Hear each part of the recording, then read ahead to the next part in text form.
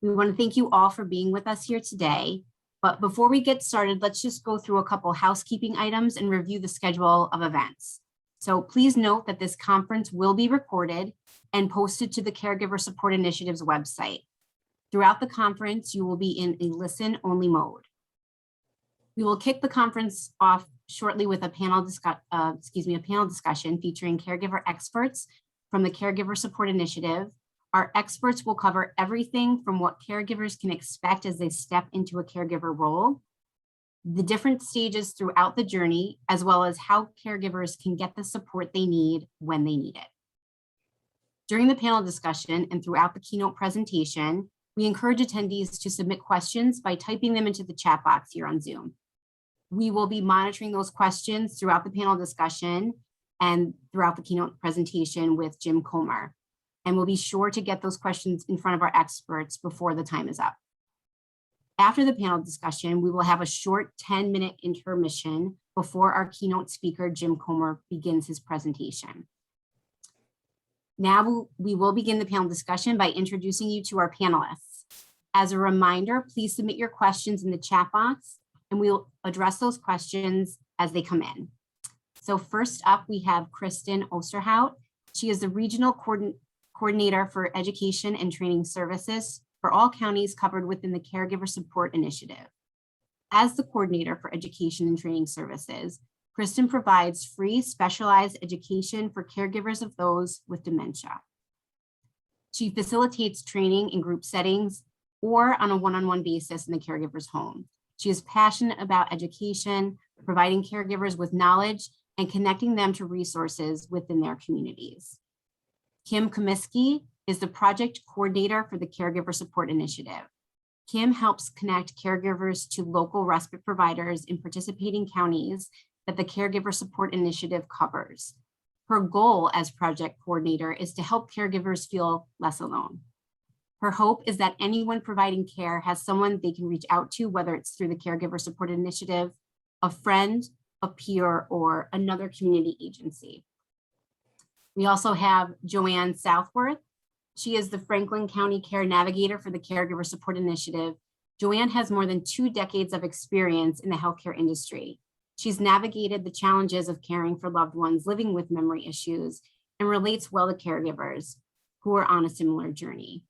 Joanne became a care navigator to help others in Franklin County discover what she has learned as a caregiver herself. Ladies, thank you all for being here with us today and for your expertise and support. So let's get started with your questions. Phase 1, we're going to cover starting the caregiver journey. So Kristen, when a person steps into a caregiving role for the first time, what are some initial steps they should consider to make that transition a little easier? Well, I think it's important to recognize that everyone's situation and journey as a caregiver is going to be different. And for the most part, people do not become a caregiver by choice. Usually there's some kind of circumstance where either over time, a friend or a family member is starting to need some more help and support, or maybe something very suddenly happens and they have to quickly step into that role. And there can be a lot of emotions that come with that. A lot of people don't plan to spend their retirement taking care of their parents or their husband. They think they're going to travel and spend time with their grandkids. So they have to process those feelings first. And everyone does that in a different way. Some people find talking to others, whether that be a professional or a friend or a family member, joining a support group. Some people find that really beneficial. Other people really like to journal and write down how they're feeling. So I would recommend that anyone first just take some time to process their feelings and then start to think about what their plans for the future are going to be. Cam or Joanne, is there anything else you'd like to add? Sure, I'd like to add. One of the things that I think is important in this phase is to have open dialogue with your loved one who has the memory concerns. The process of talking this out is tough. It really is. have to get your foot in the door to help your loved one, because a lot of us grew up in the generation where you didn't talk about things with your parents because they were taking care of you. Now we've had a role reversal and you are taking care of them. So you've got to keep an open dialogue with what's going on. And you've got to establish rapport on why you want to help them. So you've got to make it sound like you want to help. It's important, and it makes you feel good to help them with what they're going through. Yeah, that's a good point. And we all want to age with dignity and respect and choice. So finding out what your loved one's wishes are for the future. Do they want to go into a nursing home? Do they want to stay at home? What kind of medical decisions they would like made? Have those conversations early on, especially when there's memory impairment. They might not be able to communicate those to you in the future. Mm-hmm. I agree with that. And if you're a new caregiver, it's also important to take a step back and try to think about what you can handle yourself and try to be realistic about it, because you may think that you're going to be able to do it all, but you're going to need to reach out, for other resources for help, but be okay with the fact that, if you can handle certain things and somebody else can take on something else, that's okay. And have that understanding going into it. So once a loved one is diagnosed, where could a caregiver turn to get reliable information about that diagnosis? Kristen, we'll start with you. So there are a lot of reputable websites out there. There's the Alzheimer's Association. I really like the NIH, which is the National Institute on Health. There's also the NIA, the National Institute on Aging. So you want to, if you're doing research on the internet, you want to stick to reputable websites. There's also a lot of misinformation out there. So I would be wary of anything that's like a miracle cure for dementia or Alzheimer's. Like, that doesn't exist right now. So be really cautious when you're doing those Google searches and make sure you're focusing on reputable websites. Sometimes it can be helpful to look at blogs to get people's ideas of what works for them and what hasn't worked for them. But take anything you're reading online with a grain of salt. And the other thing I want to plug too is we have a lot of resources at the Caregiver Support Initiative. So I've been hosting webinars, and those are all posted on our website. We also have education and training. I can come and meet with you one-on-one or in a group setting. And we have the CARES training, which is an online training you would complete at your own pace. And those are some great ways to get some more information about dementia and Alzheimer's disease. And as Kristen mentioned, the association, they're able to do disease-specific consultations. So we do a lot of referrals out to the association. And also referrals to the Center for Excellence. We're lucky enough to have one within our region. It's located in Glens Falls Hospital. They are a full team service that can help with diagnosis as well. Great, thank you, ladies. And can we just give Megan, go ahead, just Joanne. 1 second. I have also something to add on a note that education is extremely important, like the girls mentioned. One of the main things that you should do is get your loved one on board with you going to a medical appointment. And the physician is also a wealth of information, and that 2 ears are better than one. That could be an approach you could use with your loved one, and get to know the physician, write down questions, be prepared for the answers that you're going to get from the physician, and just be open to learning and educating yourself like these other ladies mentioned at these sites. And Kristen, you mentioned the Caregiver Support Initiative. Can you just give our attendees the website address in case they're not familiar? Yes, that's a great point. It's wehelpcaregivers.com. And I can try to put it in the chat box for everyone too. Great, thank you, ladies. Now, at which point in the caregiving journey should caregivers feel comfortable asking for help? Does that start at the very beginning or throughout the journey? When's a good time to start looking for support or asking for help? Kristen, we'll start with you. Sure. So I think it's really important to ask for help early on to establish a care team and some people who are going to help you out, that will really help reduce caregiver burden and prevent you from burning out if you are the primary caregiver. Joanne? I also think that one should look for help when it's offered. Anytime somebody gives you a kind gesture or a nod, or how are you doing, what's going on, those kind of things. That's a person who's inquiring about your life and possibly the life of your loved one. So when that door is open, grab that opportunity for support, for offering to have some assistance in any manner that they want to offer. So grab a hold of that. That's when you should, feel comfortable asking for help. Yeah, asking for help even before you need it is perfectly okay. We will come in and work with the family right away, at any stage throughout caregiving. Great. So if there are several caregivers, say siblings working together to care for a parent, what is the best way to develop a care plan? Joanne, we'll start with you this time. Oh, okay. Depending on how many siblings, I would encourage a family meeting and encourage the loved one to be in that family meeting in the beginning, and make sure everybody understands their comfort level. Allow someone to voice their uneasiness with taking care of somebody with hands-on. Just keep an open dialogue and have these family meetings kind of routinely. And also be sure to give, if you are the caregiver going to doctor's appointments with someone, keep everybody in the loop. What happened at the doctor's appointment, what was said, where things might be going. Just it's open communication. It's vital, because it does take a village to help a loved one. So take care of a loved one.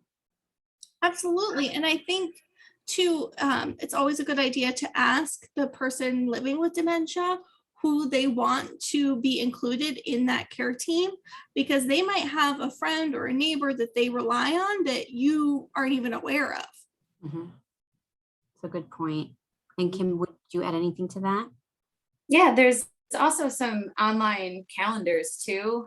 If a family is looking kind of for a tool to help them out, I think lots of helping hands, and there may be some others out there, but if you do a Google search for a helping calendar, everybody can kind of piece together and put in days that they'll be there or meals that they can cook and organize it that way.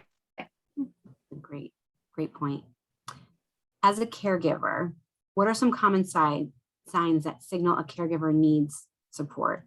And when someone is in need of support, how would you suggest they go about asking for that? Kim, we'll start with you. Okay.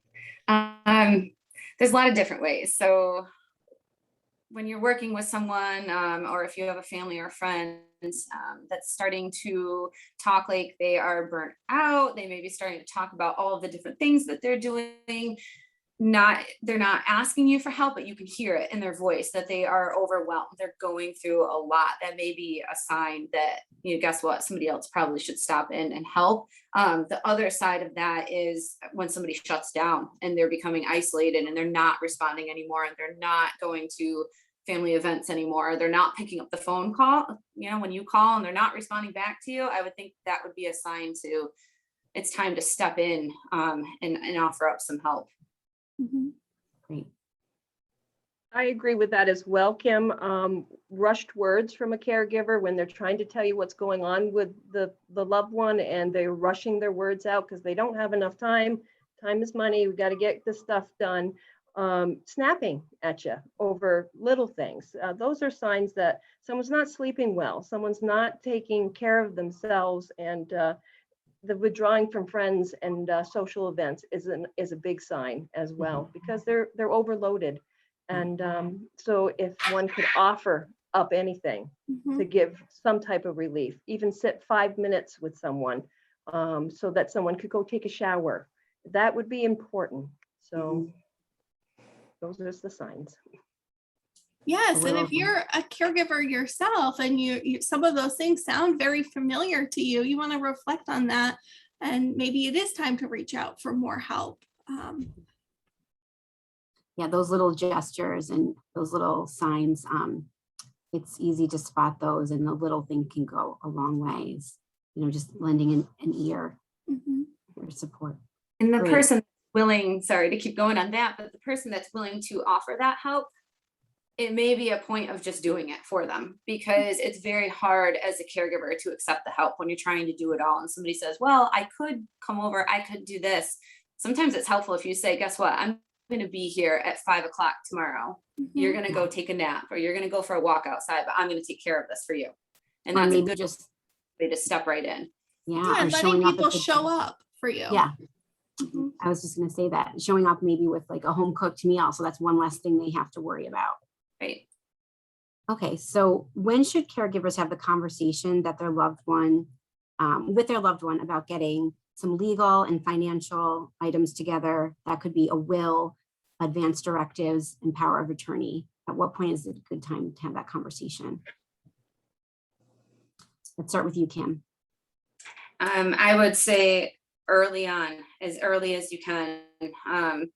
Those conversations that happen in the beginning, you want everybody to be a part of that. So you want your care receiver to be a part of it as well. You want to honor what their thoughts and feelings are. And if you start to have those conversations at the beginning, hopefully you are having that conversation.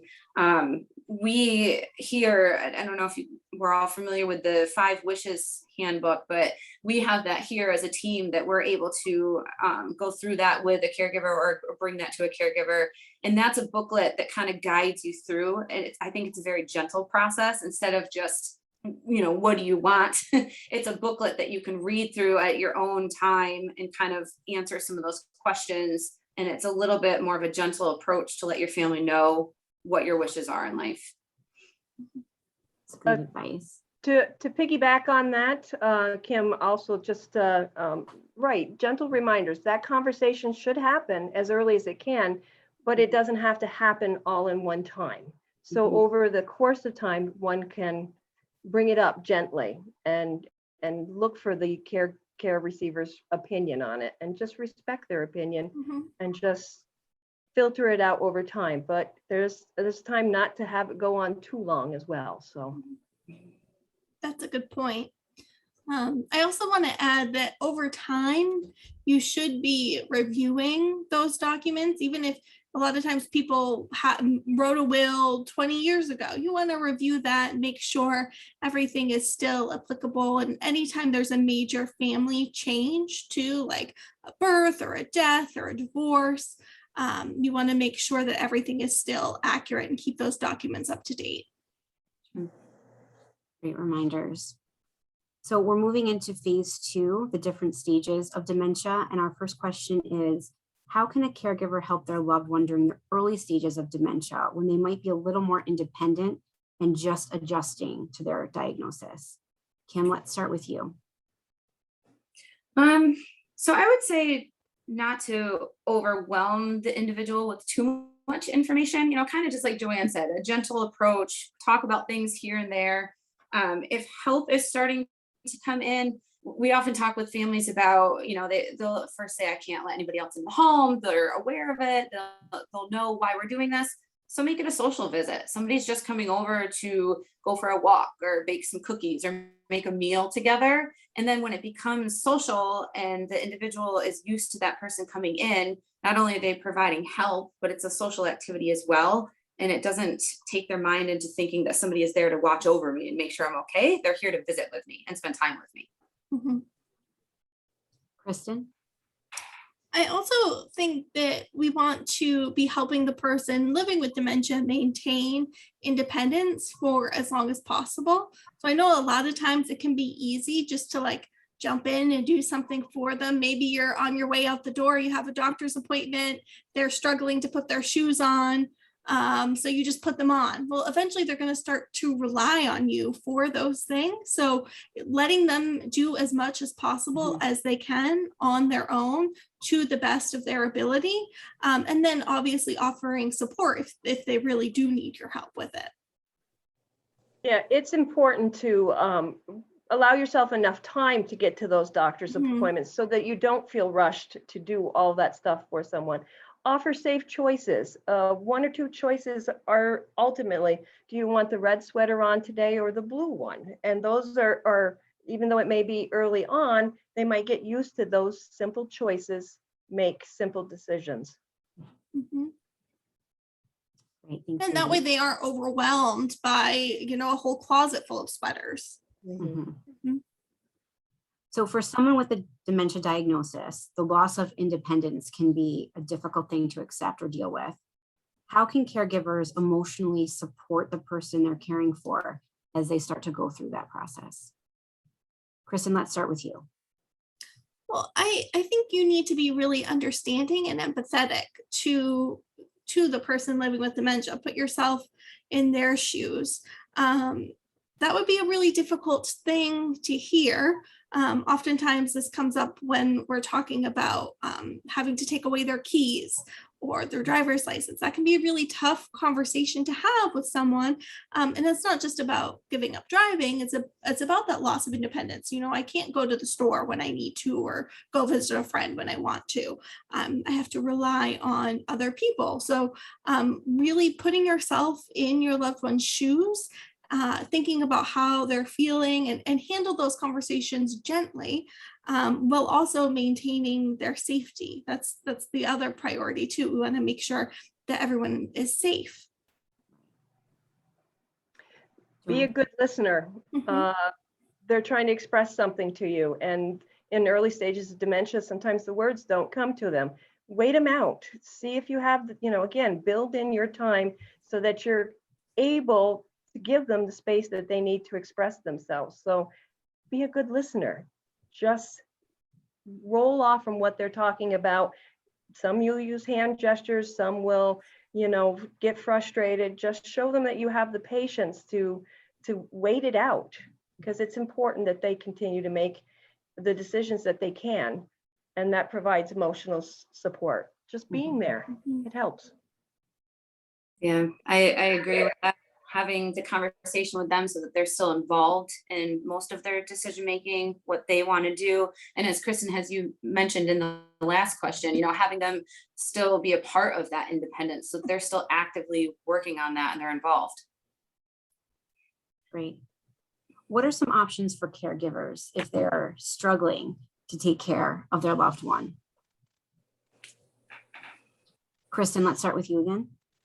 Well, I think you can look into community resources. We have our respite program, there's adult day programs, there's short-term respite stays, there's nursing homes. There's a lot of options for caregivers, programs that are available to help them if they do need a little bit more support. And I know Kim certainly can talk more about the respite program. That's her area of expertise. Yeah, it's getting that little bit of a break, and we talk about it. I know it kind of goes into the next one too, but 15 minutes to yourself can make a big change. And oftentimes we hear I can't take any time to myself, I don't have any time to myself. But if you yourself in your own personal life take 15 minutes to go outside and just get some fresh air, it really does regroup you to be able to come back and focus in on what you have ahead of you. So it's just so important for that self-care. Yeah, that kind of leads into our next question too. As the dementia progresses, it can be an emotional strain, as we know, on caregivers. How can caregivers prioritize their mental health throughout the process? Joanne, do you want to start? Sure. It's very hard as a caregiver because we fix, we try, we retry, we keep going over, and then we forget about ourselves, because then we start to feel not so good. Aches and pains come in. We're so wrapped up in caring for the person that we forget about ourselves. So like Kim mentioned earlier, take time for yourself, read a book, go to a movie if that's possible. Obviously have someone take care of your loved one. That goes back to, if somebody's offered to help, take them up on it. The fresh air is important, especially during this last year. I've heard so many times from caregivers, I have 4 walls. My loved one is in the 4 walls with me. There's no other place to go. And that's where it's unique in our agency, is because we can offer the respite. And the respite can be something so simple as someone sitting with your loved one, you go take a shower. I tell caregivers all the time, the respite doesn't necessarily mean that you have to leave the place. It means that you step out, you re-energize, you refresh yourself, and then things don't seem as bearing down on you. So it's important to take that time for yourself. And then Kristen, did you want to comment as well? Yeah, so that self-care, taking time for yourself, it isn't selfish. I hear a lot of caregivers, especially in support groups, tell me they feel guilty when they take time for themselves or when they ask other people for help.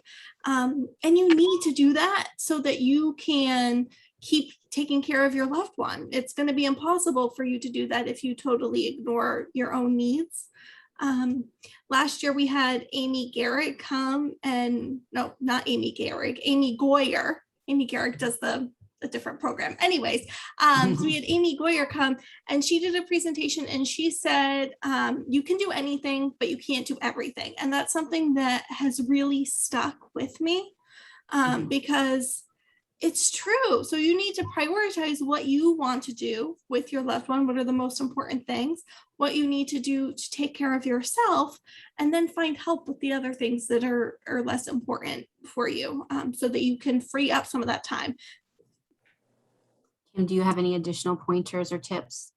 Yeah, and if you find that you're not fitting in that time for yourself, put it on a calendar. Put it in writing. This is my time. And then when somebody asks you for something or something comes up, try to commit to that and know that it's there and how important it is for you. And we've talked before, but you know, if anybody is interested in information, our program does offer some respite services, and we offer you know, some time and providers that could come out and give the caregivers that break if they're searching for, well, how do I do this? How do I get this time? We're happy to get somebody started with that service. Wonderful. Okay, And if you are looking for ways to schedule it in, maybe it's planning something with a friend to do, or making an appointment to get your nails done, or something like that, where because I know if somebody else is relying on me, if someone's expecting me to show up, then it's easy, or it's harder for me to kind of shrug that off. But if I was like, oh, I'm going to read during this time, it would be easy for me to end up doing caregiving duties instead of reading for pleasure. Very good points. We have a question in the chat. I'm going to read this off to you, ladies. I've cared for my live-in 94-year-old mom for 4 years. She has dementia and no short-term memory. She has declined gradually, and her perspective and ideas of what she can and cannot do is very different from reality. She still thinks she drives or can get on a plane and doesn't like to hear that she cannot, and she does not believe me. How do I handle this? Kim, let's start with you. So that's when we're talking with a caregiver that's going through something similar, that's when we kind of say, okay, then let's live in their world. If she still believes that she can do all of those things, great. Keep having those conversations with her and talking about it. We don't always have to be talking about the reality of the disease and what's happening and what's going on. We can be with our loved ones and kind of be in their world and what they're comfortable with and what's making them happy. Mm-hmm. Kristen, what would you add if to she that? says, you know, she can still drive, or she's going to go on a plane and travel, say, oh, okay, like go along with that. Ask her where she's going to drive to, or say, oh, I know you can drive, but I'm going to drive today. It doesn't need to be like correcting her, because that ultimately just leads to disagreements with each other. Joanne, is there anything you'd like to add?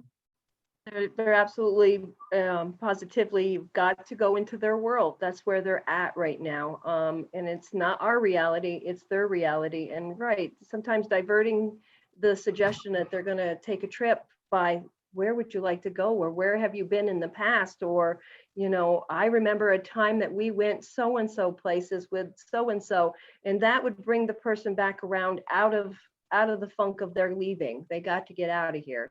They're just a way to redirect, and you have to go to a bag of tricks, and sometimes that bag of trick is small, but sometimes it's big as well. So you just kind of keep motivating and talking to the person in their reality. Great advice, ladies. Thank you. Just a reminder, if you have any questions or comments, please chat those. You can type them right into the chat box and we will take them live. Thank you. We're going to move into phase 3, support for caregivers. And our first question is, how have the challenges of being a caregiver changed over time? And how can caregivers adapt to these changes? Joanne, do you want to start us off? Sure. Changes over this past year have been humongous, and they just added to the stress of caregivers because caregivers can't leave very often. They're often worried about who comes into the home, where would they go, what do they do? They have to plan out everything. So that's how caregiving has changed. It's just a lot more stress on folks being in those 4 walls, and you just got to figure out, which is very, very hard to do, but rely on others. Talk to somebody else who might be going through the same thing. Our support groups are wonderful atmospheres for us to bounce a different idea off, trying to figure out what else could be done, how else you could phrase something. It's been a very busy time, and none of us knew how to navigate through that. But actually, there's been no life lesson for you to care for a loved one who has memory concerns. So rely on others and feel out what you need to by asking questions in the chat box and seeing what we can do to assist. Those are all important. Kristen? I think too, not only has COVID really changed the dynamic of caregiving, but we're also starting to see more and more caregivers who are part of what's called the sandwich generation. That's where my mind went when you asked the question, which is they're sandwiched between, they're taking care of their parents who are aging, and they're also still taking care of their children who are at home, and maybe they're working full time. And that's where you have to rely on help from other people. You know, you can't do it all. You can't care for your parents and your kids and work full time. There's just not enough hours in the day. And talking again about, you know, the isolation, but not everybody is living close together anymore. So we receive a lot of calls and referrals from maybe children that are out of state, but they're very worried about their parent who lives in our region. So not only the family support, but trying to connect within your community is very important. I listened to a really great blog the other day that was a parent looking for help for their disabled child and getting some help. They didn't know anybody. And they started like a neighborhood community resource, like almost like, you could do one through like Facebook or something. But I thought, how unique is that? They didn't know anyone. They couldn't meet their neighbors. They didn't know how to get any help. So they just started reaching out that way. And now it's this huge platform of individuals that kind of chime in here and there about how the ways they can help each other through a huge community. So it's really important to try to build that, and we have to be creative about it.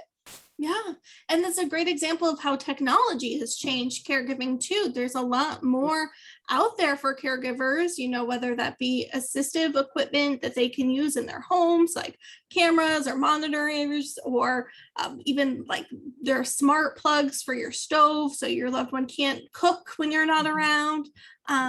There's a lot of great technology out there that's changing the way we are caregiving too. Great. And social media connecting people that you ordinarily wouldn't have that reach. So I think, Kim, this question is for you in the chat box. I remember you mentioning Glens Falls. There's a question, what was the resource mentioned that's at Glens Falls Hospital? Could you just repeat that?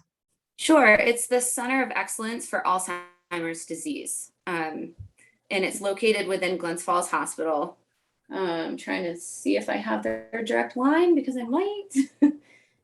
I can give the number if you want that too. It's 518-926-2946.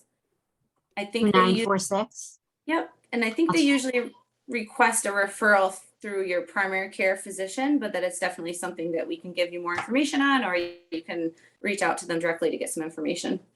Okay, so that was 518-926-2946, right? Correct. Okay, I just shared that in the chat. So you should have that, Kristen or Christina. Okay, another question. How do you tell your loved one that you have to move them from independent living to assisted living? Joanne, do you want to take that question first? that's very tough. Having the open dialogue and communication with them is vital, and it would help if you've had that conversation previously, but that's not always the circumstances. So try to, again, put yourself in their shoes, about how they would want to receive that kind of information, and kind of take it from there. It's a fact that independent living can't take on someone who has more needs than they can accommodate in independent living.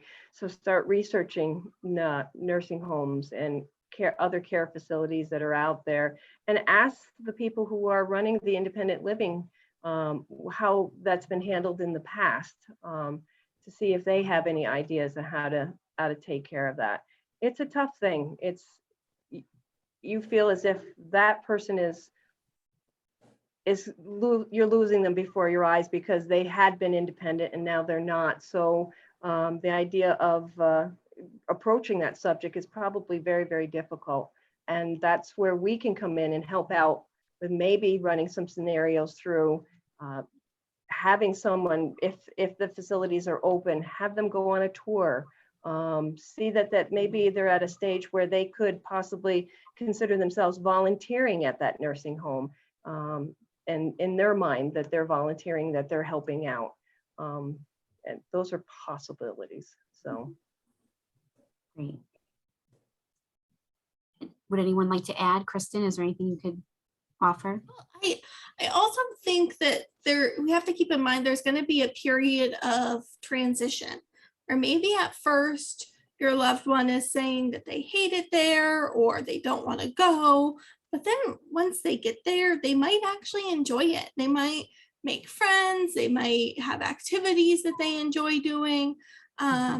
So give it some time, and recognize that transition might be tough, but eventually they might enjoy it, and it's going to be the safest option for you. It does come to a point where sometimes you can't provide the level of care that your loved one needs anymore.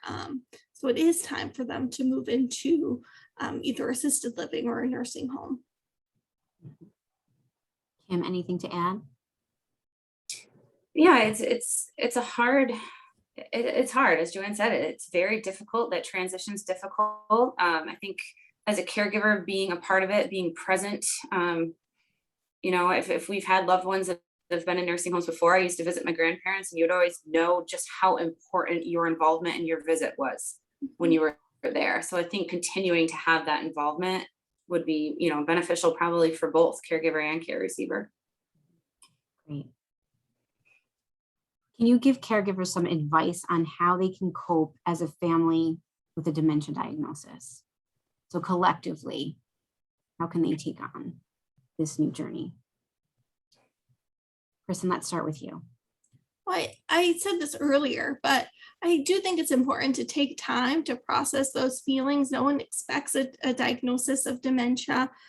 Talk to others, rely on each other in your family, and really come up with a strategy together. It tends to work out much better if family members are collaborating with each other to become a really strong care team. Mm-hmm. Kim?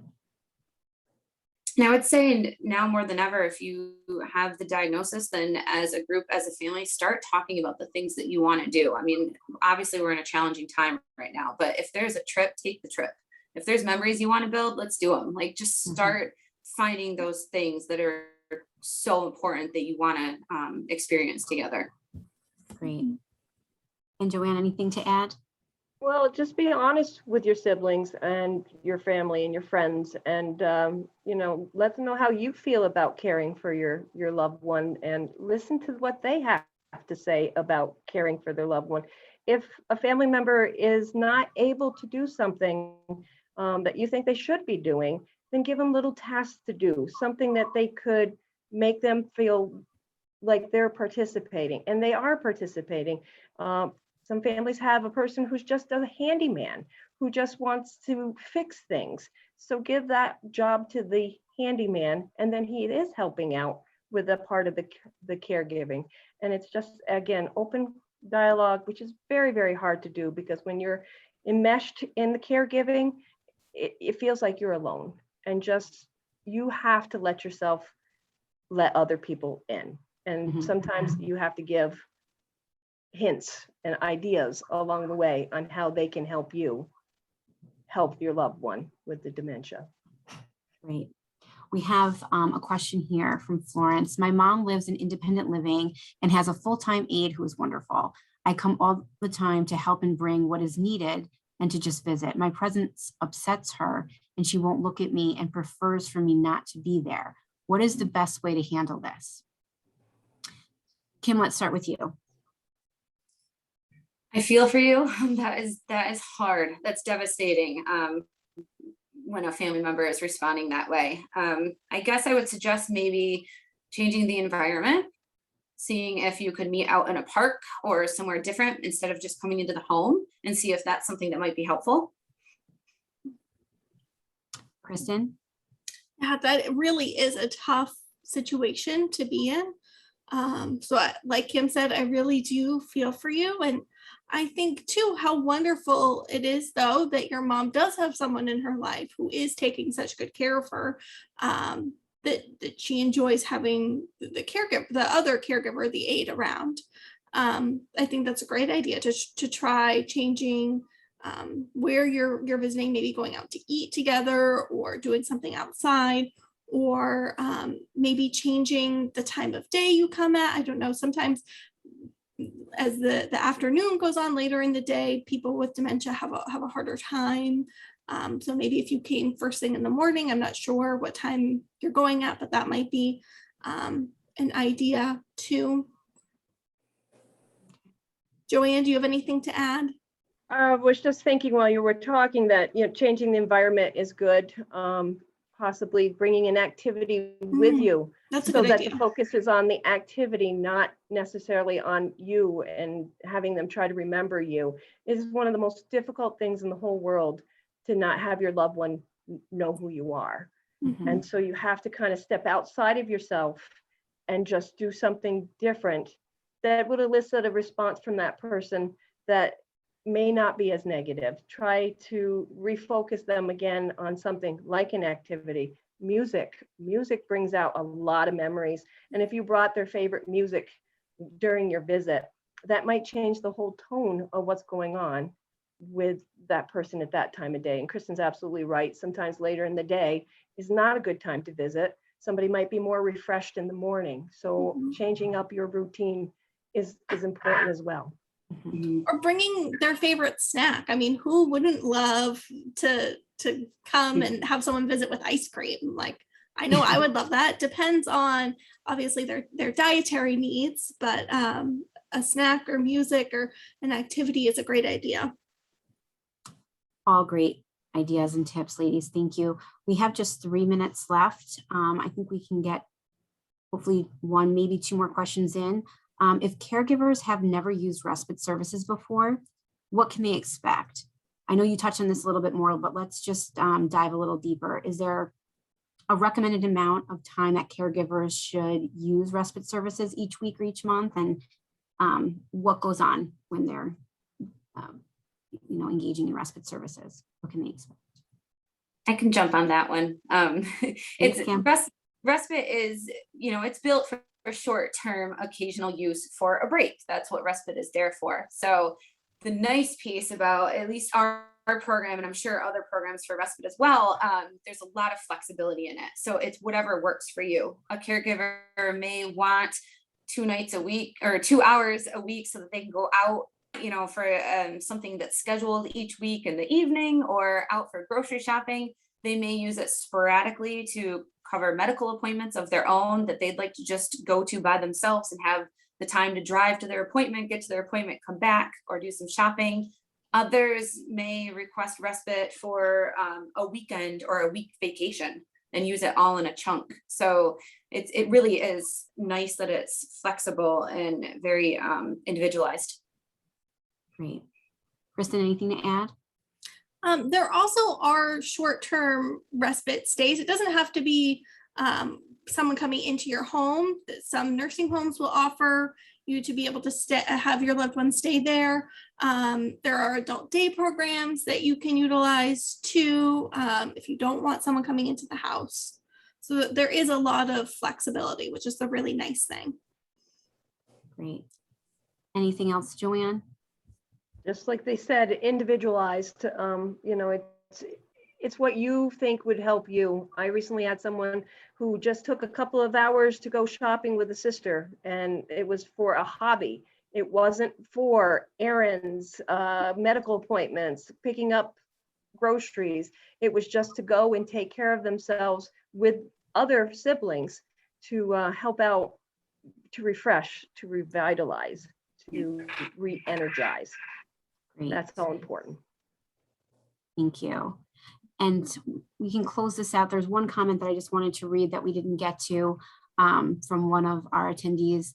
She says, I find that when my 90-year-old mom is confused, it's best to just agree with what she is talking about or just answer yes. Otherwise, she gets aggravated. She loves going back to the earlier years. So just kind of reinforcing what you ladies had said earlier, not be combative, but just kind of go with what she's saying and agree with her. And it will be a much smoother conversation. So with that, that closes out our panel discussion. We're going to take a quick 10-minute break, and we'll be back on right at 2 to kick off our presentation with Jim Comer. We look forward to seeing you again in a couple minutes. Thank you.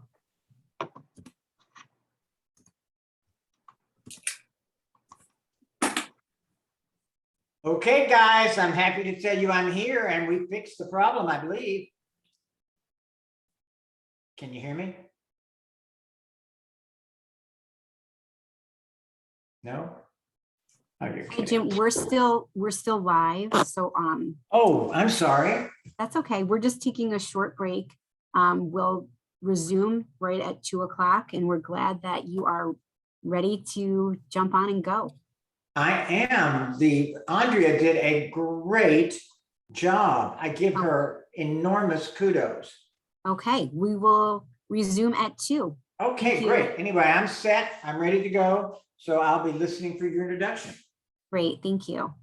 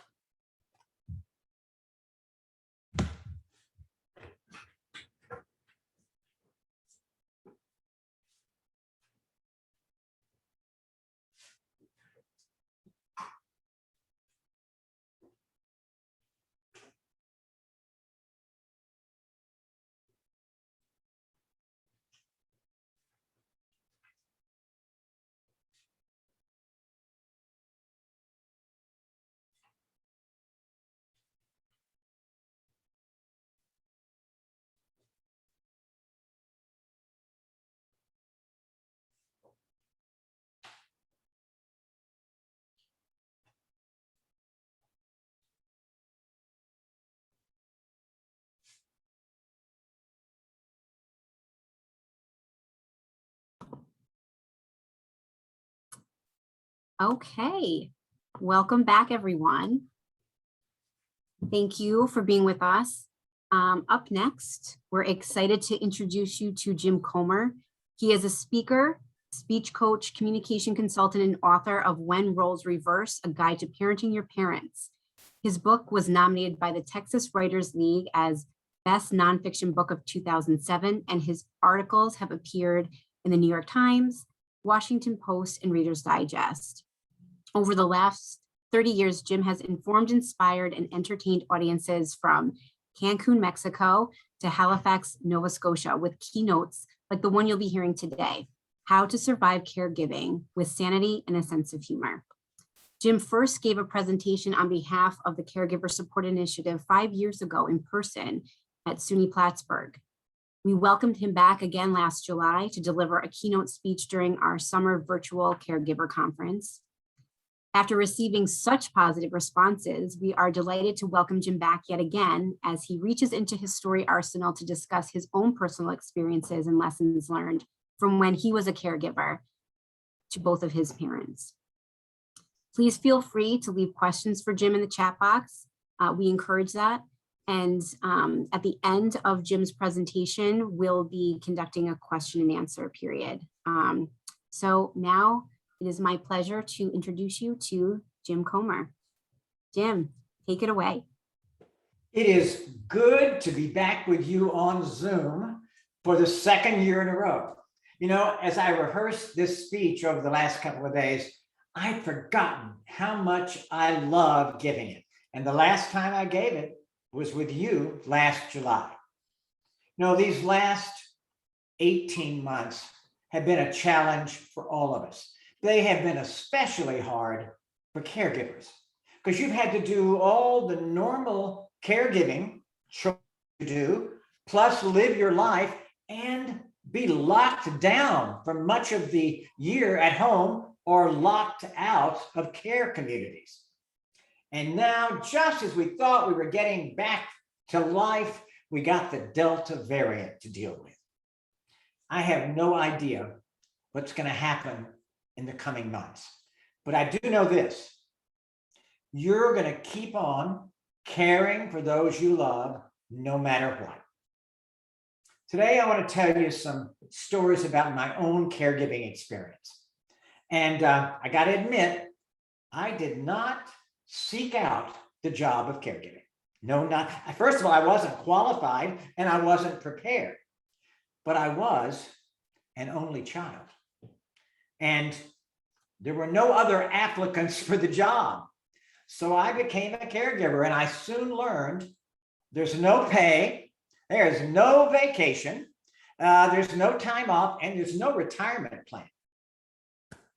But I must tell you this, it's the most important job I've ever done in my life. Let me take you back to the day my caregiving journey began. February the 20th, 1996.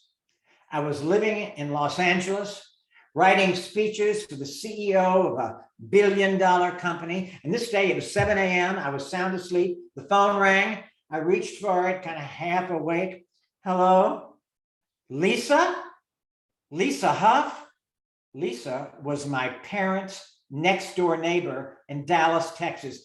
In 34 years, she had never called me. I braced for bad news, and it was not long in coming. She said, Jim, your daddy is walking around in the front yard like he's in a daze. I think he's having a stroke. I hung up from her. I called home, and I tried to get my father to come to the phone. I could hear him yelling in the background, but he would not come to the phone.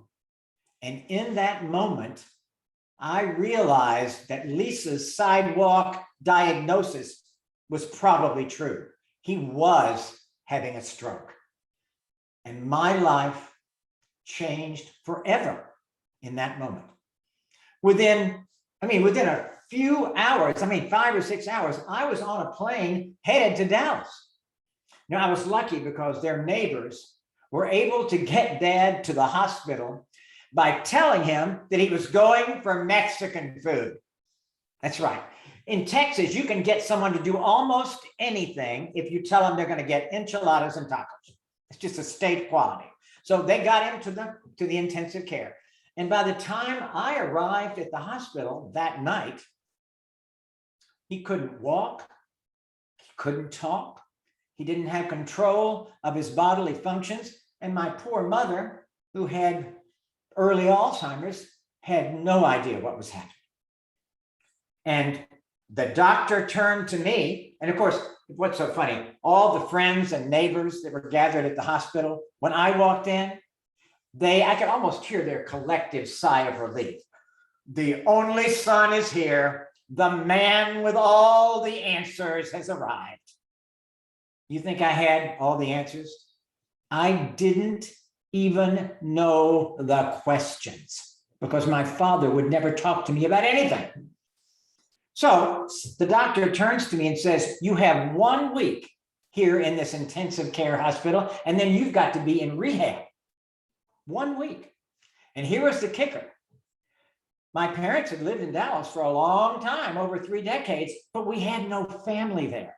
We had church and friend and good family, but the family members were all 200 miles south in Austin.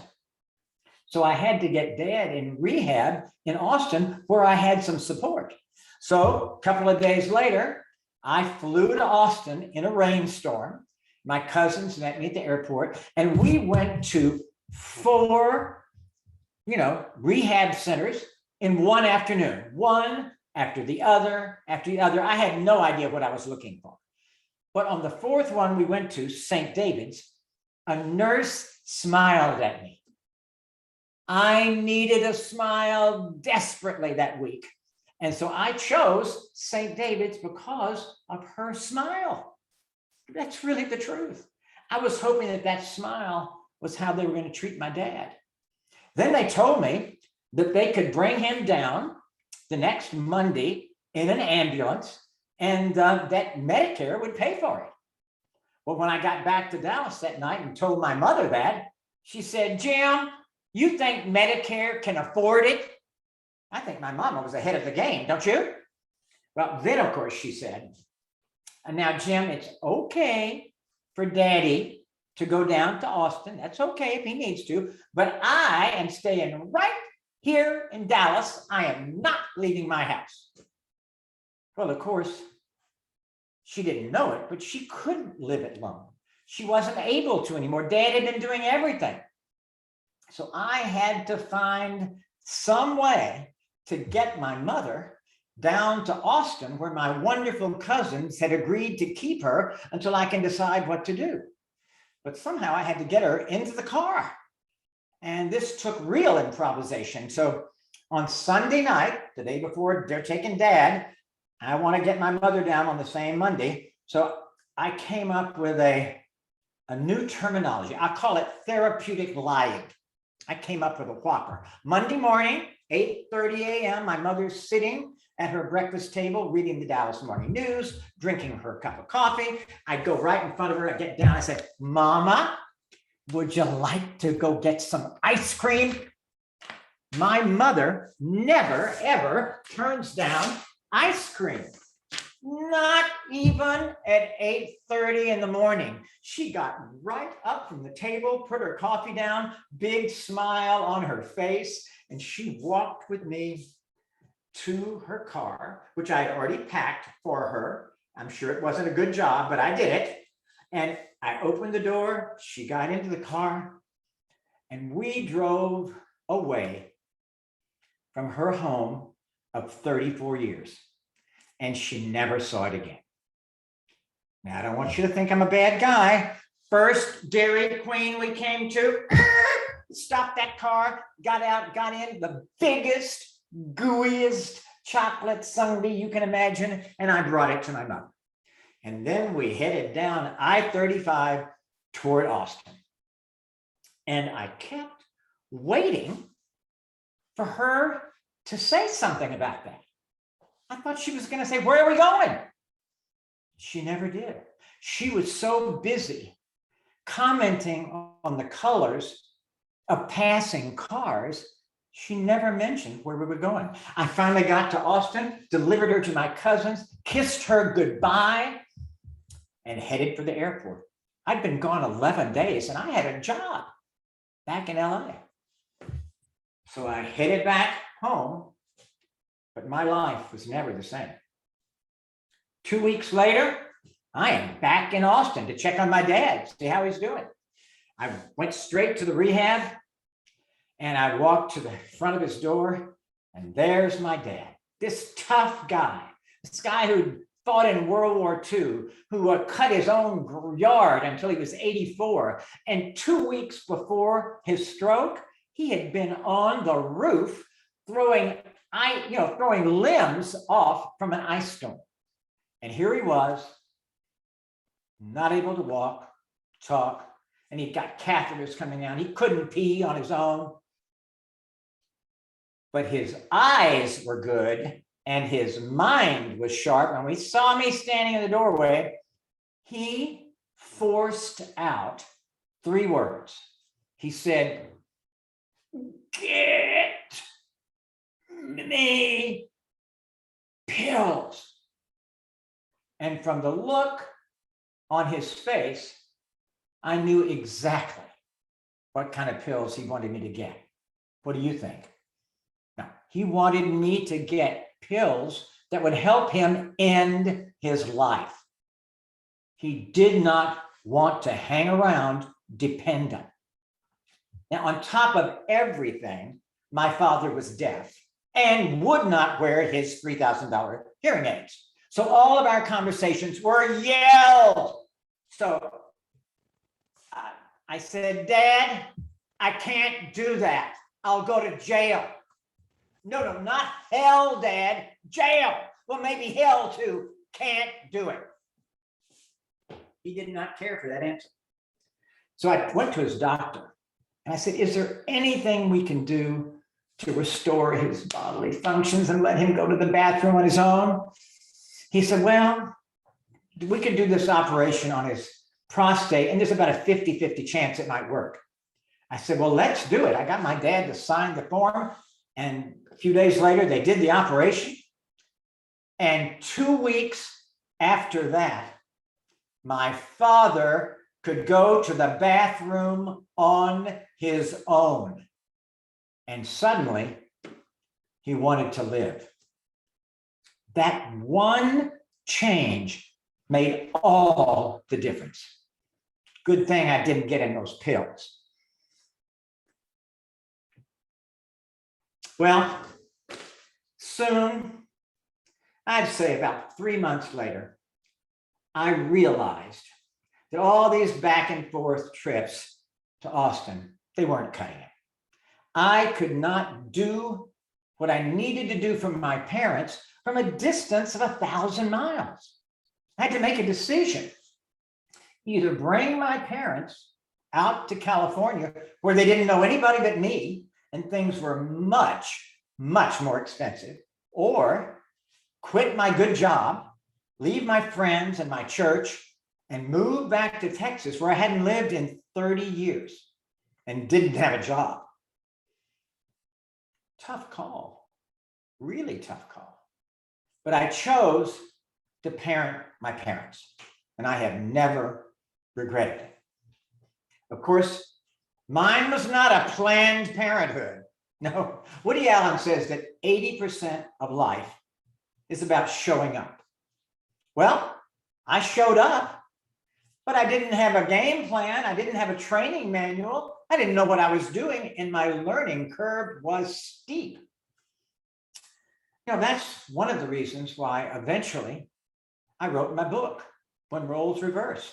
It's why I do this speech, so I can help other people learn from my experiences and not make the same mistakes.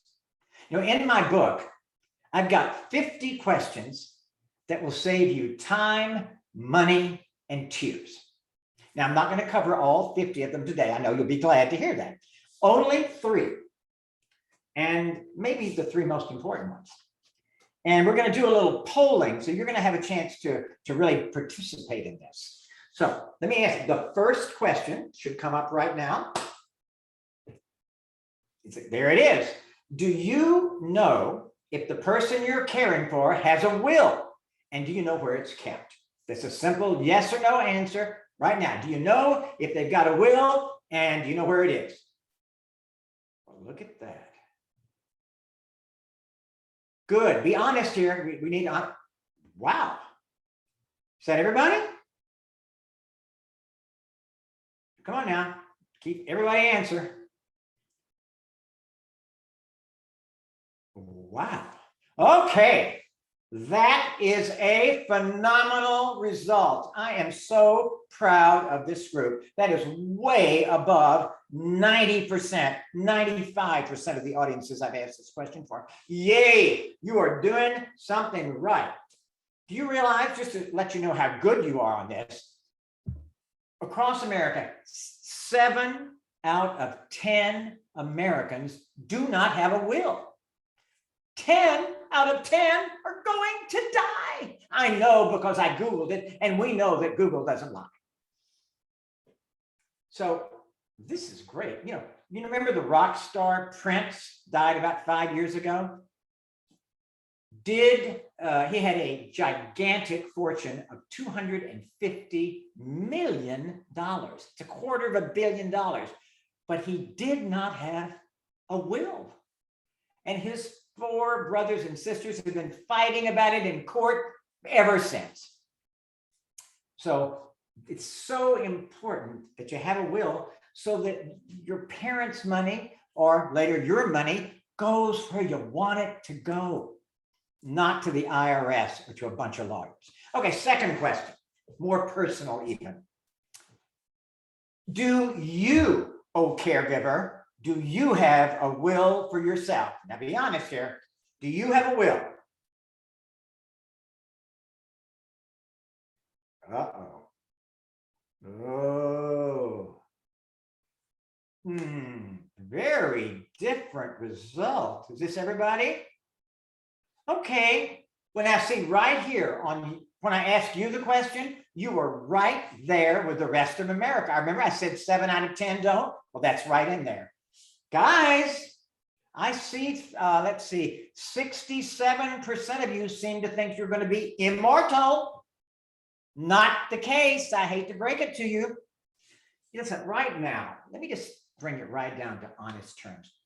You are going through the stress of being a caregiver, and it's a lot of stress and a lot of hard work, because I know that 80% of you are caring for your loved one at home. On top of that, you've got the rest of your life and your family and all the other things in your life. And on top of that, we are in the middle of a global pandemic.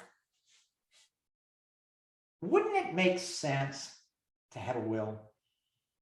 I mean, it really would. Now, I know some of you are probably thinking, I don't have time. It'll take a long time. No, it doesn't take a long time. I got my will in less than an hour. If you have a simple estate, it's not complicated, it doesn't take much time, and it doesn't cost much. You could go down to Court Street in Plattsburgh, where there's a lot of lawyers, and I bet you could find someone to give you a simple will for $500 or less. And that would be one of the best investments you can make. I urge you to do it. Okay, last question. Okay, do you have power of attorney for the person you're caring for? Do you have a power of attorney for them? Yes or no?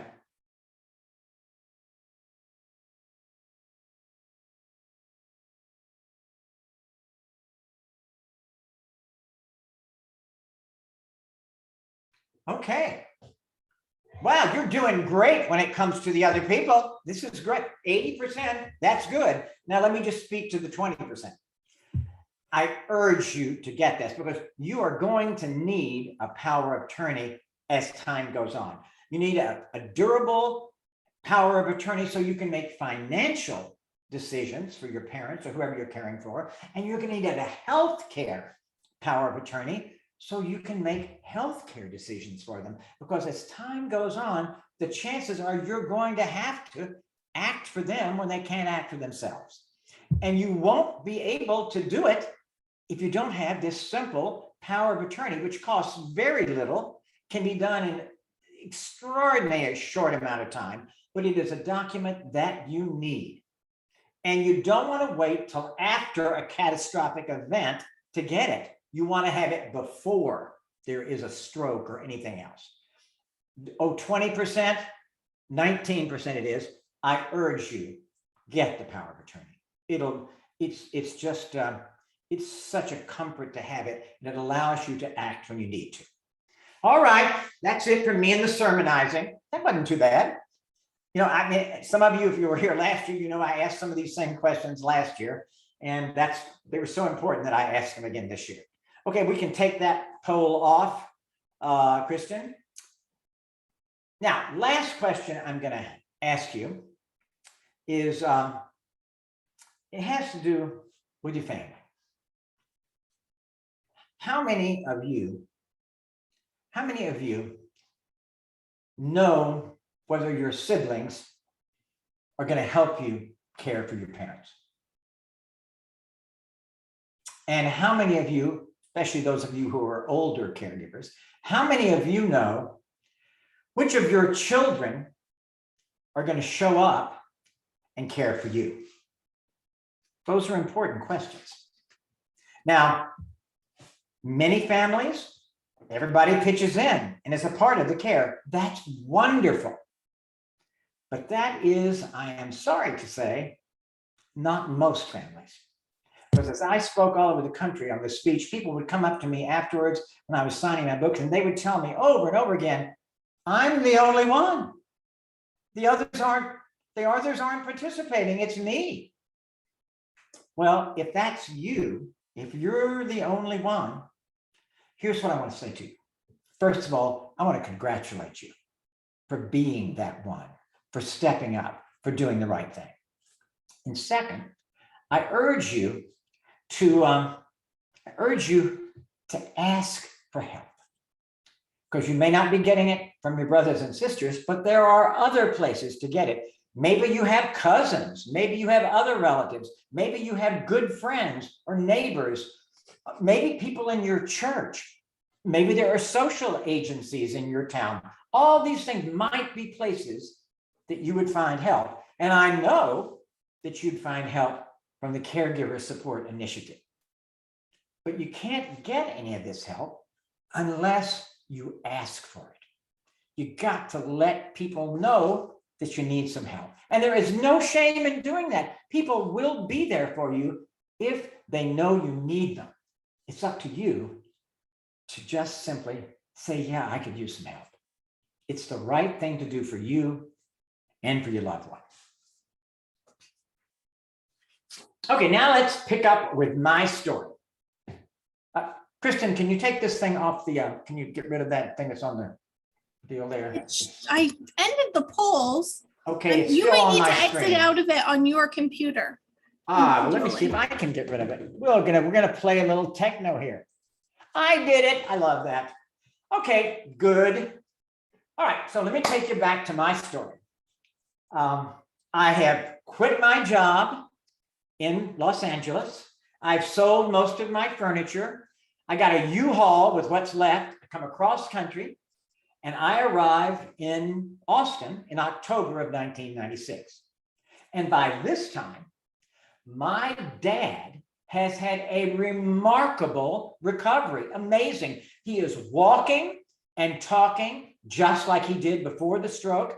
He is telling me how to drive just like he did before the stroke. And he and mom have moved into this beautiful independent living community. Now, to be honest, mother really didn't fit in there. But my father was a salesman, and he convinced the administrators that he could take care of her and that she would be no problem. And they let her in on a trial basis. And that trial lasted for almost 5 years.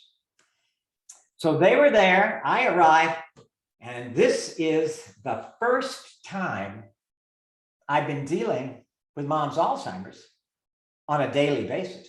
Because it's real different when you come in for Christmas or a few days in the summer, or I'm there for a few days back and forth from LA. That's a totally different thing than being there day after day, as you caregivers know so well. It was a shock to me, I got to tell you. First of all, she had 60 dresses in the closet in her beautiful 4th floor room. 60. She would only wear 5 of them. And when I asked Mother about this, I said, why aren't you wearing all these other dresses? She said, Jim, they're stolen. You don't want me to wear stolen dresses, do you? They'll put me in the hooskow. Hooskow is Texan for jail. My mother thought they would put her in jail for wearing her own dresses because she was sure they weren't hers. And nothing I could say, no logic I could muster could change her mind. Then the day came when she asked me if she could go see her sister, Estelle, in Smithville, about 60 miles away. Now, that would have been a perfectly logical question, except for one teeny fact. Estelle had been dead for 8 years. And as a rookie caregiver who didn't know what he was doing, I made the big mistake of telling my mother that. I said, Mom, we can't go see Estelle. She's in heaven. When my mother heard that, it was brand new news. She started crying, sobbing, her shoulders shaking. She cried for a half an hour, and I'm looking at her going, what did I do? I just told the truth. I just made such a big mistake. So the next day, I made an emergency appointment with an Alzheimer's specialist. I walked into her office and I said, I do not think I can do this. And she looked at me and she said, well, from what I hear, you don't have much choice. Of course, she was right. I said, well, what do I do? And then she gave me by far the best advice I ever got in 14 years of caregiving. She said, quit trying to drag your mother into your world. She can't go there anymore.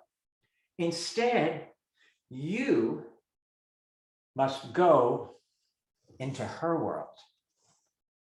Go into her world. Well, I got it. I got it in that moment. And I used that advice for the next 14 years. And I started immediately. I mean, one of the things I realized was that, when Mother asked me about, going to see Estelle, if she wanted to go see her sister, I would now say, okay, Mom, let's go next week. She'd smile, she'd be happy, and she would forget it in about 2 minutes, and next week would never come. And if she, instead of criticizing her about the dresses she wasn't wearing, I started trying to keep the dresses that she was wearing clean. I adjusted to the reality of her situation. And it also made a big difference in the long term, because over the next number of years, each year, her cognitive ability got worse and worse. And I had to keep adjusting to where she was, the new place she was, not where I wanted her to be. And I remember about 8 or 9 years into caregiving, one day I showed up and there was Mother, a big smile, and I saw on her face nothing. She had no idea who I was. It was so clear. And I'm not going to say it didn't hurt, but I didn't have time to deal with hurt. I had to deal with an instant reaction. So you know what I did? I stuck out my hand, big smile on my face, and said, hi, Jim Comer, your firstborn. Gave her a big hug. And she kind of smiled. And who was this young man? I was a little younger then. Who was this guy? And pretty soon she warmed up to me and things were okay. And I must have introduced myself to my mother 500 times over the next years. But that's what it took. I had to go where she was. And then, in the last couple of years of her life, she lost her ability to talk. So I had to adjust again. I had to find things that we could do together. Well, she liked being in the garden. Oh, she loved the garden. I hated it, but we went. I spent hundreds of hours in that garden, often in 90-degree weather, because it made her happy. And I took her for rides in the car. She loved that. She liked for me to sing to her. And so I did lots of singing. And of course, she liked her ice cream. I did the things that made her happy that we could do without words. And that's what I learned all from that one statement. Go into her world. You know, I also trained myself not to correct my mother. And this is a big problem for many caregivers, even loving, well-meaning caregivers. I've seen it happen in life so often. I'll be out someplace, even could be at church and between services or in a mall or a restaurant. I'll see a well-meaning adult caregiver talking to an older person who's got dementia, and they're saying something like, "Mama, I just told you that 3 times in a row. Why don't you remember?" Well, if she could remember, she would remember. It's not a character flaw. She's not trying to aggravate you. She has a disease. You know, we wouldn't say that to someone with cancer, would we? You wouldn't say, "I have told you 3 times to get rid of that tumor. Why do you still have it?" You'd never say that. But we have no trouble in telling people with memory loss that they should remember. You know, when I first got back to Dallas, when I first got to Austin, one of the main conversations that I had with my mother almost every time I came to see her had to do with my gas tank. Because I hate to admit this, but for years, I ran out of gas a lot. I don't know what was going on with me, but I ran out of gas a lot. Everybody knew it. And my mother certainly knew it because she worried about it. So that when I would come to see her, one of the first things she would say to me was, "Jim, how are you fixed for gas? Now, don't you lie to your mama. You have gas in that gas tank?" And of course, I would respond, "Full tank, Mom. Just filled it up. I just put the gas in." But see, once she got that idea of gas in her head, she might ask me that same question 2, 3, 4, 5, 6 times in one visit. And my job was to answer it 2, 3, 4, 5, 6 times in one visit without attitude. Now, I don't want to lie to you and say I did that every time perfectly, because I did not. Sometimes I got a little irritated, but not that often. And as time went by and I learned more, I got less and less irritated, because I realized that she was just caring about me, and that's how she showed it. You know, thank goodness, my mama, my mama had a great sense of humor. She just had a great sense of humor. She had one-liners that I still am in awe of. I remember one time I walked into her room and I had scuffed up shoes, maybe a little mud on them. She took one look at those shoes with her excellent vision, and she said, "Jim, those shoes are a scandal to the jaybirds." Now that is deep East Texas for "they look terrible."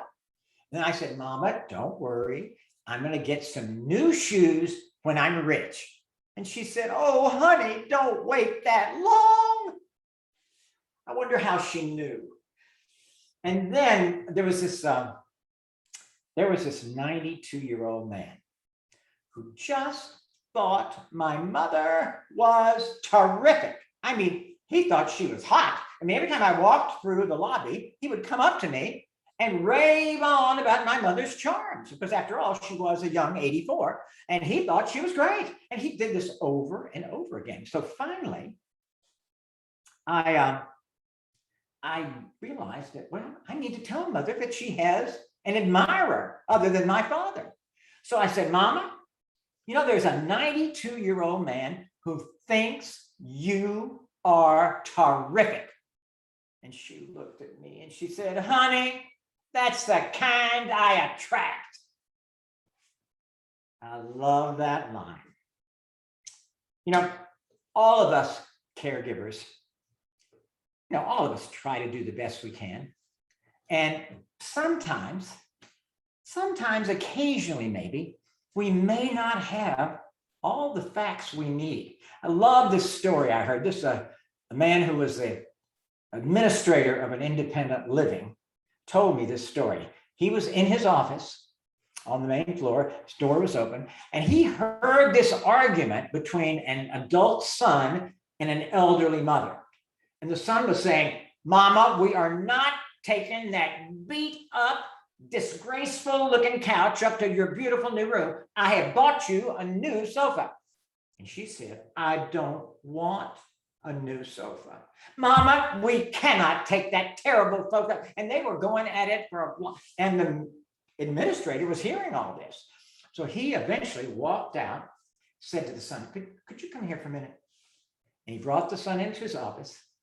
And he said to him, have you ever asked your mother why that couch is so important to her? He said, well, no, it's just ugly.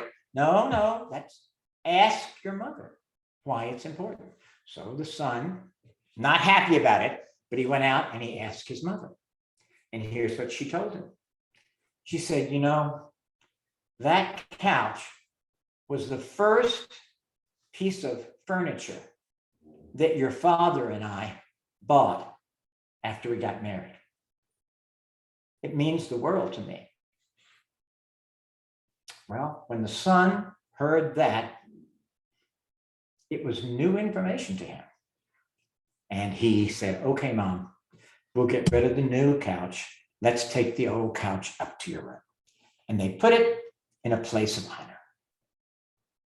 So I'm just suggesting that occasionally we may think we know what's best, but we haven't asked the person we're caring for why they feel this way about something. And it's probably always a good idea to ask them how they feel about something before we make some arbitrary decision for them. Now let's talk about my dad. Deaf, defiant, and demanding. And I had no idea how much he liked his scotch. I mean, I knew he liked it. I just didn't know he liked it. I mean, he's there in independent living and he's eager to find someone he can talk World War II with, and he finds a World War II buddy who lives on the second floor. Dad's on the fourth. So many a night he would go down to the second floor and they would refight the war and drink a lot of scotch. And finally, about 10 o'clock, when Hitler has put a bullet through his brain, the war is over, my father would try to make it back to his room. He would walk down this long wall-to-wall carpeted hallway, and he'd be heading down. He was going to make it, but then sometimes he would look down at that wonderful looking carpet, and it just was so inviting to him that he just couldn't help but lie down on the carpet and right away fell asleep. Well, there was my father in the middle of the floor, and pretty soon someone would come along and they would see this body and they would think stroke, heart attack, dead. They would call the front desk. The front desk would call EMS. They would send the ambulance. They would rush into the hospital. The doctors would be waiting. Diagnosis, bombed. And then I would get parent-teacher call. Parent-teacher call. Jim, what are you going to do about your dad's drinking? What do you say to a 90-year-old about drinking? It's going to stunt your growth? Not really. I didn't know what to say, so I didn't say much. And this happened twice. in 1 year, and I was out of town on business both times. But believe me, I got the calls and I heard about it. So I thought, I don't want Dad to get thrown out of independent living because of this. So I made an appointment with the administrator, a Methodist minister, and I took him to lunch. And during the lunch, I said, what do you think we ought to do about Dad's drinking? And he turned to me. He said, Jim, I admire your father so much for what he did in the war. And what a good job he's doing of taking care of your mother so she can be here. And if he needs a little scotch to do it, it is okay with me. I couldn't believe what I was hearing. He surprised. I was stunned. He was giving us yet another chance. Well, I did find a way to cut off my father's scotch supply, but that's a whole nother story. And the good news is he never, ever passed out in the hall again. After 5 years of my folks being in independent living, I was getting pretty comfortable, kind of getting a little cocky. I mean, I thought I had this thing down, But that's the thing about caregiving. Just when you think you're on top of things, something will come along that'll jerk you.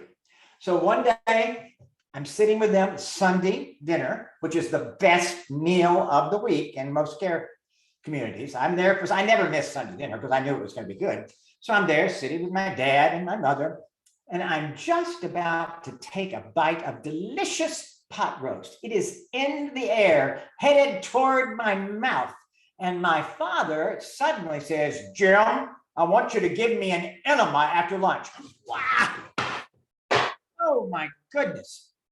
I was not ready for that comment. I did not sign up to be an enema giver, but looked like that was going to be one of my new portions of my job. So after lunch, which I don't think I ate much of, Dad and I went to his room and I did my best to do as he suggested. Turns out I was pretty terrible at it, and my father let me know that immediately and never requested that assistance ever again. That's how we stay humble, isn't it? On Christmas Eve, 2000, I got another one of those 7 a.m. phone calls, and it was not good news.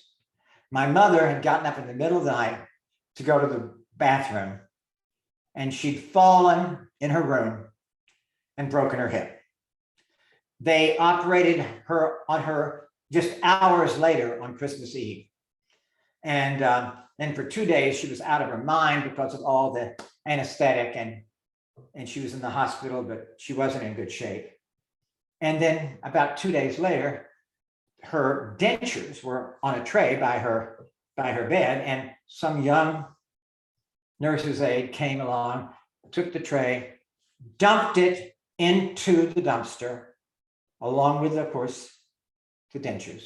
And when we found out, we went through the dumpster, we tried our best to find it, but we couldn't. So in a matter of just 2 or 3 days, my mom had lost the ability to walk and to chew. Giant change in her life and in ours, because within a few days, they told me she had to go into a nursing home. And I wanted her to stay in a nursing home run by the same organization that did the independent living, because we liked them so much. But their nursing home only had one open bed, and it was in a room that had 3 other people in it. Well, I didn't want that. My mother had been living alone in a beautiful view on the 4th floor. Suddenly, she's going to be by a parking lot with 3 other people. And my ego got involved, but I had no choice. So that's where she went. And what's so interesting is my mother had no trouble with it at all. She never mentioned once that she had roommates. And she was only concerned about whether she got good care. And you know something, I learned pretty soon that it was a good room because it was right across from the nursing station, and you want to be near the nursing station in a nursing home so they can quickly get to you. My mother was in that room for the next 9 years, and I got over it. And mother thought it was her room. She didn't even know she had roommates. And I got to tell you, it was tough for me that first month. I wasn't sure that I could show up at a nursing home with the sights and smells and sounds and announcements over the PA. I just wasn't sure I could be comfortable doing that. But, you know, I just kept coming day after day. I showed up. And as the weeks went on, I got more comfortable. I've got to know some of the other residents and their families. I got to be friends with the staff, and I saw that mother was doing well there. And it took me about a month, but I became part of that community. And you know, it was a good thing, because it's going to be hard to believe this. 6 months later, on July 4th, my father fell in his room on the way to the bathroom in the middle of the night and broke his hip. I couldn't believe it either. Well, the same doctor, same operation, same hospital.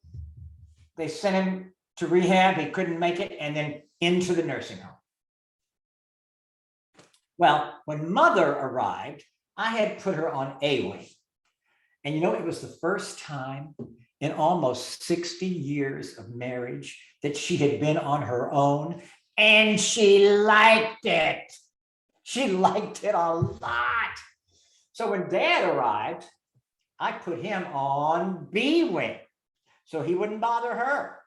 And he was so focused on getting well and, you know, doing all the exercises and the rehab so he could go back to independent living. And we kept his room open for him there. We were hoping he could do it. But after about 6, 7, 8 weeks, the people from rehab came to me and said, Jim, your dad has really been working hard, but he's 91 and a half.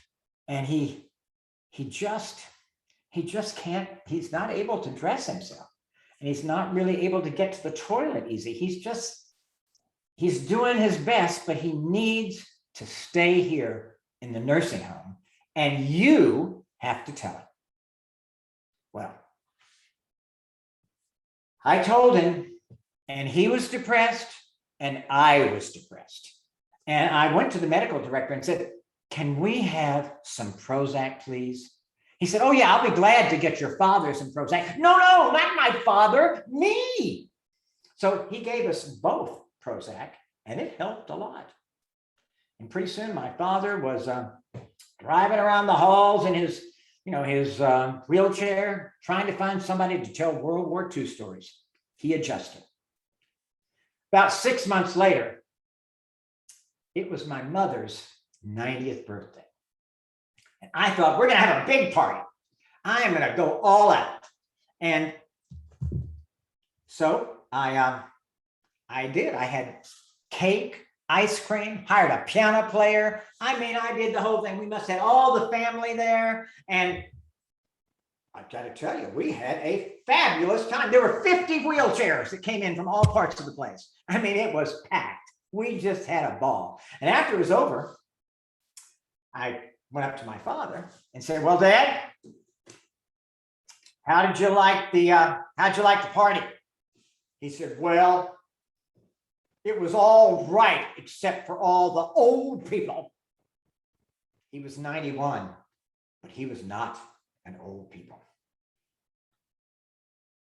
You know, one of the things that kept me going as a caregiver was having a sense of humor. I mean, I don't know how people do it that don't have a sense of humor. It was essential for me. I remember one time I'd gone up to see my mother.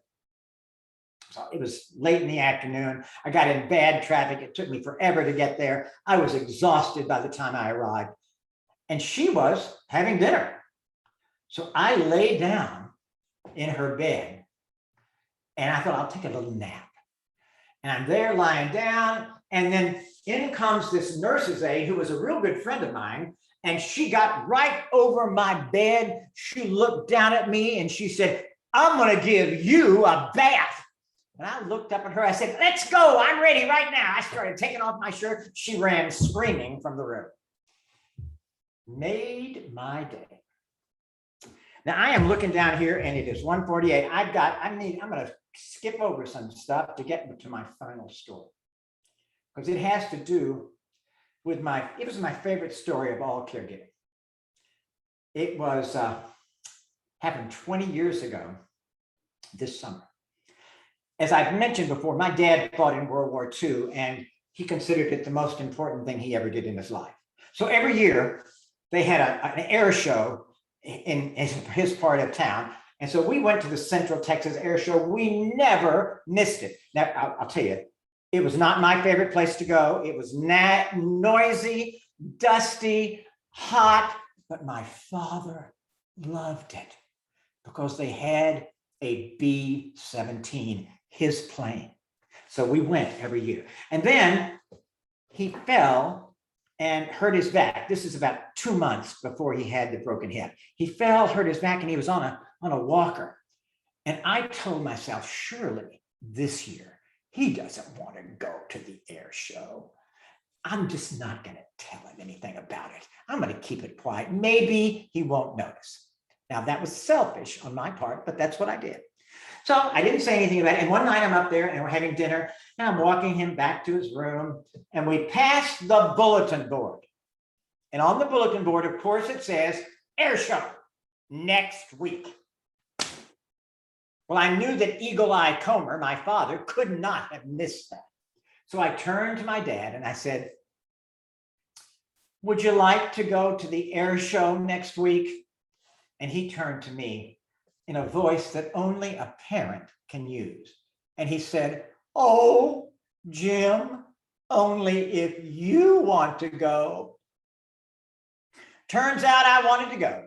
So we made a deal that I would pick him up on Saturday at noon. I show up, my gas tank is full, and I get there and I walk into the lobby and the receptionist said, Jim, your father has been here pacing on his walker for over an hour. He is so excited about going to the air show, he can't stand it. So I got him into the car, got him into the front seat, fold up the walker and putting it into the trunk. Honk, honk, hurry up, Jim. My father was not famed for his patience. We get to the air show. We get up to the ticket booth and I am so worried about the half-a-mile walk we're going to have to the B-17. All of a sudden, I had a brilliant thought. My father was wearing his 8th Air Force cap, his 8th Air Force, jacket.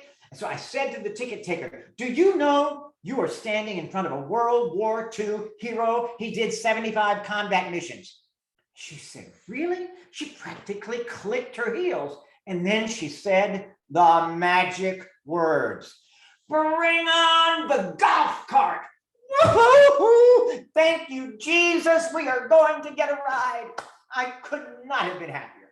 Pretty soon this golf cart comes around. I get my father in the back. I put the folding chairs in. I put the walker in, the water bottles, and I sit in the front seat with this young soldier whose job was to drive the car.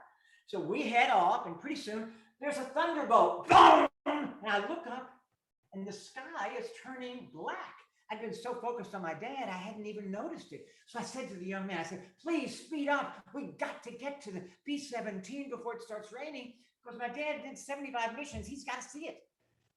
He sped up. And as we're driving along, he's driving along. And he looks over to me and says, did you say 75 missions? I said, yep. He said, didn't they send them home after 25 if they lived? I said, yes, they did. But my dad signed up to go back. Mother almost divorced him. He said, wow. He's driving along and so he turns back to my father and he says, sir, you are my hero. Now that was a lot. I turned to him and I said, oh, that's, I looked at my dad and he was going like this.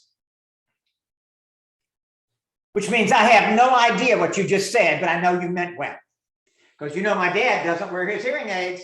I turned to the young man. I said, that was so thoughtful of you. And it really was kind, but my dad didn't hear it. He's profoundly deaf. The only way that he would hear it if you screamed it unbelievably loud. And he said, no problem. Get ready. Sir, you are my hero. The entire air show heard. And my father just beamed. And about that time, we could see the plane in the distance. He said, oh, Jim, isn't it beautiful? And about that time, the first drops came down. And we slid under the wings of the B-17 just as the sky opened up and there was a storm of biblical proportions. All 10,000 air show attendees were soaked to the bone, but not us. We were sheltered by the wings of the B-17, just as my father had been sheltered 60 years earlier in combat. We pulled up, I got the folding chairs out. He sat him down like he was a king, got everything down. And pretty soon, the crew of the ship heard that they had this veteran in their midst. They came out of the plane and they stood in line to shake my daddy's hand. Some of them even asked for autographs. And I just stepped back and let him enjoy that moment. Eventually, the rain stopped. We took our chairs and moved it and sat it down, surrounded by the plains of his departed youth. And for a moment, I could actually see him as he was in 1943, young, lean, tan, his whole future ahead of him. You know, I don't think we really said anything because perfect moments don't require words. But I would not have had that perfect moment if I hadn't shown up for all the moments, good, bad, happy, sad, the whole thing. You have to be there for all of it to get the best of it. My mama used to love to tell people, you know how much it cost me to stay in the hospital when Jim was born? $4 a day. And he's been worth every penny of it. Well, I think in my 3,382 days of caregiving, I hope I've repaid her investment. I do know this, I learned an amazing amount. I learned that dignity comes in many shapes, including bent and wrinkled and walker assisted. I learned the meaning of the word unselfish, which had not been in my vocabulary before. I learned that patience is the currency of love. You know, I realize that those of you who are caregivers are not ever going to get a medal. You're not going to get your picture on the front page of the local paper. And probably the person you're caring for may not even be able physically to thank you for all that you're doing. But I thank you. I salute you. You are doing exactly what you're supposed to be doing. You know, the famous writer William Wordsworth said, the best part of a good person's life are the little unremembered acts of kindness and of love. That's what you do every day. I believe that caregiving is God's work. And that when we show up and do the best we can, we're letting God's light shine through us. Thank you so much for letting me be here today. I'll be happy to answer any questions. Jim, thank you so much. You are a phenomenal storyteller. We are so lucky to have you here with us today. I don't see any questions right now in the chat, but just a reminder, if you do have a question, please type that into the chat box. We have one here. When you were a caregiver, do you ever remember a time feeling completely overwhelmed? And if so, how did you manage that? What did you do? Who did you turn to? 2 times. In that very first 6 months when everything was new to me. I'm in a new state. I'm trying to get a job together. I'm trying to learn to be a caregiver. It's all new to me. And they had these steps, the steps, not the fancy steps. It was a kind of from the 4th floor down to the 1st floor. I would go down these quiet steps where nobody could hear me, and I would yell out loud, "I can't do this." But the truth is, I could. I was just venting. And I think it's okay to vent privately, as I was doing. Fortunately, nobody ever heard that. I think it's okay to do that. I think it's okay to let people know you're having a hard time. Because when you do that, you open yourself up to the possibility of them giving you what you need. And I did share with a number of friends and people that were there at the care facility. I shared that I was having a tough time, and I got input from that. People reached out to me, so it made a difference. The other time that I remember being totally overwhelmed was the day that my mother broke her hip. Christmas Eve. It was raining. It was cold. She had the operation. She was out. Our Christmas had been destroyed, and I'm driving home on Christmas Day in the rain. I'm feeling so sad. And then all of a sudden, I remembered some friends who were having a Christmas dinner and had invited me to it. And I showed up at that Christmas dinner, and I was enveloped by people who cared about me. And it turned everything around within an hour. Again, reaching out to people who care about you. It's so important. I cannot emphasize that enough. When I was in trouble, I tried to get someone to be there with me. Does that answer the question? That's great. Yes, thank you. We've just got some comments that are coming in that I want you to know. Thank you, Jim, so much for sharing your story. Thank you for sharing. So inspiring. Another thank you. Thank you so much. Good to hear others don't understand the weariness of caregiving. Oh, I think weariness, is that what she said? Weariness, yes. Yeah, I want to say something about that, because here's the deal. I was not an in-home caregiver. I have no idea what that's like, because I think it's taking what I did and tripling it, because you're doing all the actual physical care along with the emotional care. It's a double whammy. So I admire those at-home caregivers tremendously. And again, they are the ones who really need some time off, because they can get burned out physically. So I think it's so important for the home caregivers to try to find breaks. This is when you might ask a brother or sister who's not doing much, could you come in for a few days and give me a break? Maybe even a week.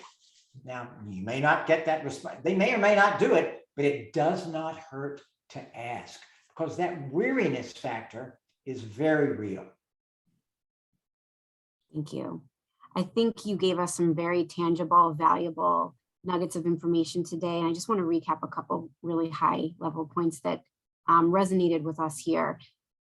Show up. Oh, yeah. Go into their world. Learn not to correct. Those are some really important takeaways, I think, from your discussion today. And we can't thank you enough for sharing all of your experiences. You made us laugh. You tugged at our heartstrings. This was a great presentation. Thank you so much. I loved being with you. Thanks for having me back. I really appreciate it. And as I said when I started off, in practicing the speech, I realized how much this means to me. I love doing this. And I thank you for the chance to do it again. Absolutely. It shows. So that concludes our conference today. We just want to thank all of our attendees again for joining us virtually and submitting some great questions, and we appreciate your comments. If you have additional questions or you would like to get in touch with the Caregiver Support Initiative, please contact our amazing team at 1-800-388-0199, or you can visit their website at wehelpcaregivers.com. Thank you to Kristen and her team. Thank you, Jim. It's been a pleasure. Thank you. Have a great day, everyone. We'll see you next time. Bye-bye. Bye-bye. Thank you for everybody at the Caregiver Initiative for helping me all these last weeks. Thank you, everyone. Take care. Bye-bye. Bye. Bye-bye.